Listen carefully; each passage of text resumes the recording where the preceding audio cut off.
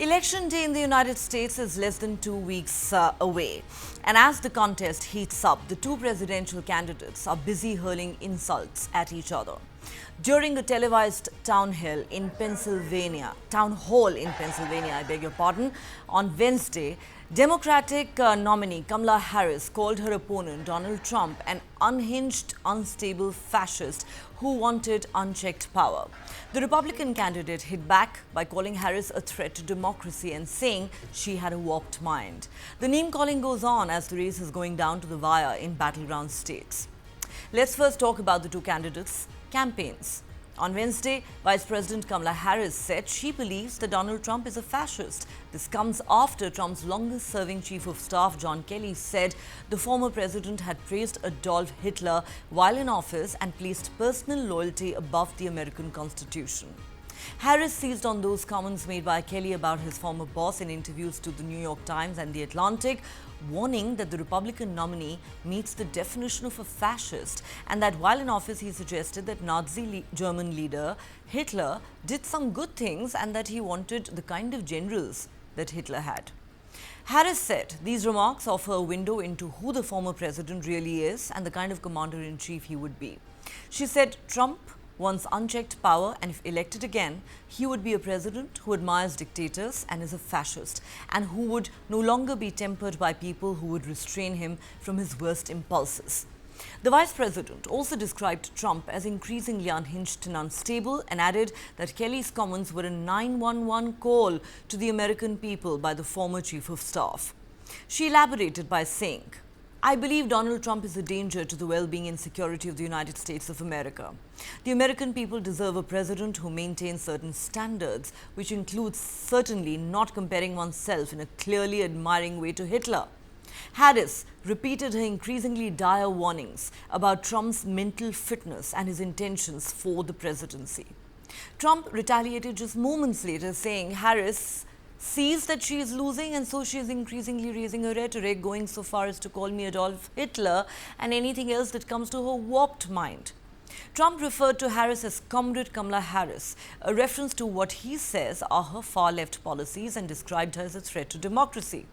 While it's not uncommon for candidates to fiercely attack each other in the home stretch of an election campaign, many say for Kamala Harris the increasingly scathing remarks questioning Trump's fitness for the top office stand in stark contrast to the more optimistic, joyful messaging of the early days of her campaign. The vice president's latest remarks come on the heels of a multi-week strategy by her campaign to appeal to independent voters and moderate Republicans who could be open to supporting the Democratic ticket. Polls suggest the race is extremely tight, with neither candidate having a decisive lead in any of the battleground states. The suburbs around the biggest cities in key battleground states, Philadelphia, Detroit, Milwaukee and Phoenix, for instance, are populated by college-educated professionals who have traditionally voted for Republicans, but who, polls indicate, have doubts about returning Trump to the White House.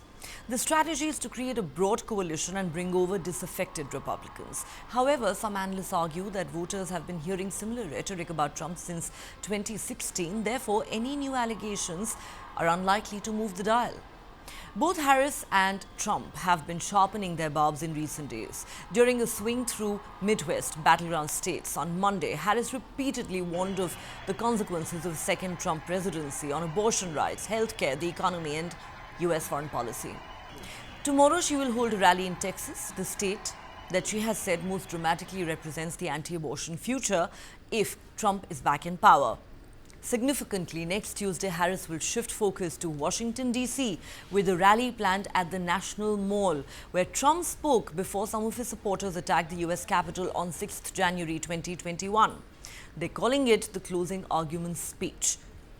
As we said, the National Mall marks the same location where Trump spoke to his supporters as he challenged the 2020 election results. He later told his supporters that he would join them in marching to the Capitol. Subsequently, in a shocking turn of events absolutely unprecedented in American history, rioters stormed the Capitol Hill building in an attempt to stop the counting of the electoral votes and certification of the 2020 presidential election, which President Joe Biden won. Meanwhile, Trump has been calling Harris lazy and stupid, saying she only became her party nominee because of her ethnicity and gender.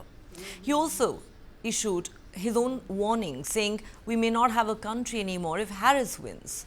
This even as Trump's core message through his campaign has been on immigration, trade and the economy. Trump has been a deeply polarizing figure in American politics for more than 8 years now. Most Americans have strongly held and deeply ingrained opinions about the man by now. Therefore, will Kamala Harris's anti-Trump rhetoric help her seal the deal on election day?